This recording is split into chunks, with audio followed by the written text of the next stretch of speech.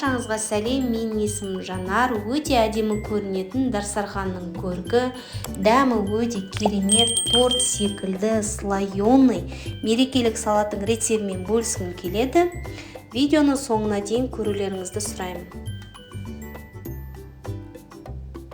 Керегі: қайнатылған жұмыртқа, қайнатылған картошка, қайнатылған сәбіз, қара икра, қара бұрыш, лист салата, укроп, тұз және майонез қажет. Алдын ала бәрін дайындап аламыз.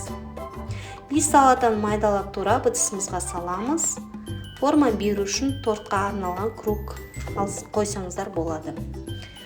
Енді қайнаған картошкамызды алып, терканың майда жағынан өткізіп, осылайша салып шығамыз.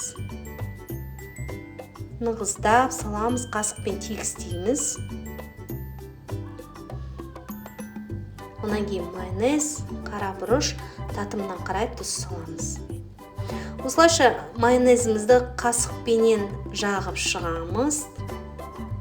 Енді картошканың бетіне келесі слой қара икра болады. Онан қара икраны тегістеп салып шығамыз қасықпенен.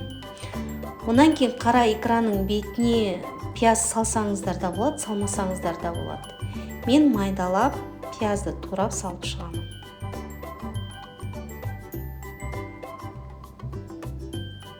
Осылайша салып шығамын. Енді келесі слойымыз біздің қайнаған сәбізімізді терканың майда жағынан тағы да өткізіп, жақсылап осылай тегістеп, нығыздап сәбізімізді салып шығамыз. Майонезін жағамыз, қара бұрышын, тұзын себеміз. Енді сырды да теркадан өткізіп, тегістеп салып шығамыз. Сырдың бетіне лист салатамыз саламыз. Лист салаттың бетін нығыздалып тұру үшін картошканы теркадан өткізіп, осылайша салып, майонезімізді жағып, бұрышымызды себеміз. Енді соңғы слой бізде жұмыртқаның ақуызы, қайнаған үлпілдек, қар секілді нәзік, сондай әдемі.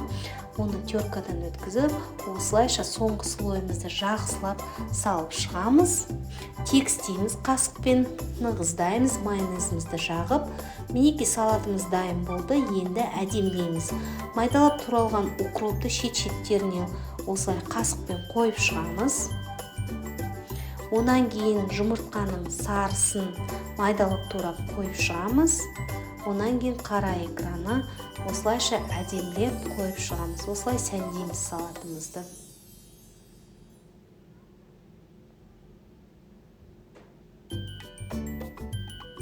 Мінекей салатымыз дайын болды. Кругын аламыз сыртындағы, сыртын сүртіп, дастарханға ұсынамыз.